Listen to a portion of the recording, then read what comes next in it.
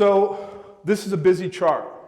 So if you can put one hand over your eye, and we're going to focus on the left hand of the chart, right? And I'm going to take a little bit of time to clear this out. One of my favorite metaphors I picked up when I was in college. This is Psychology 101. And I find this metaphor is fantastic to use as a comparator because people kind of get it right away. And it's Maslow's hierarchy of needs, right? Is everybody, this is nothing new for anyone, right?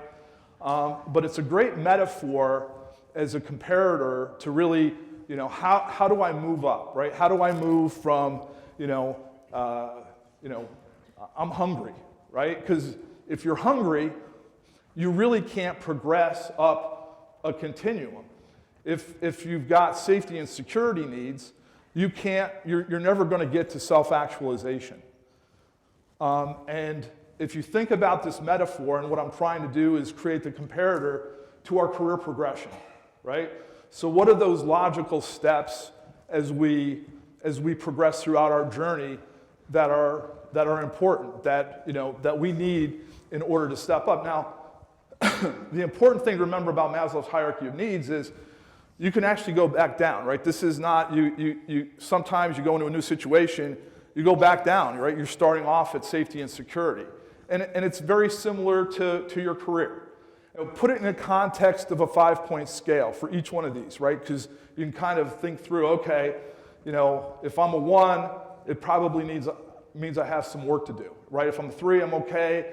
And if I'm at 5, I probably have mastery. So think through this as I'm going through each one of the steps.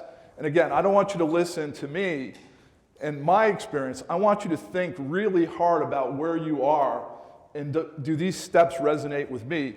And where am I personally on these steps? So the first area, and at the very bottom, is integrity, ethical behavior, and respect for others. Now, we all know when we start a project that there's no test for these things, right? You assume everybody comes into the project with this type of behavior. And a lot of times you don't find out until you're some time in, if you've got issues here.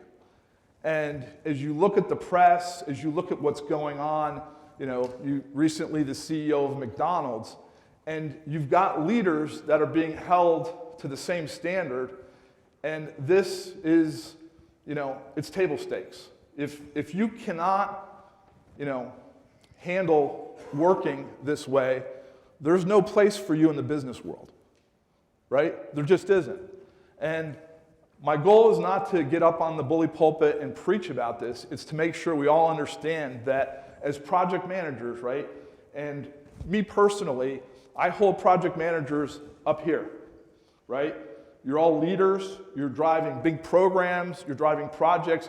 You are a visible, a very visible leadership focal point for your organization.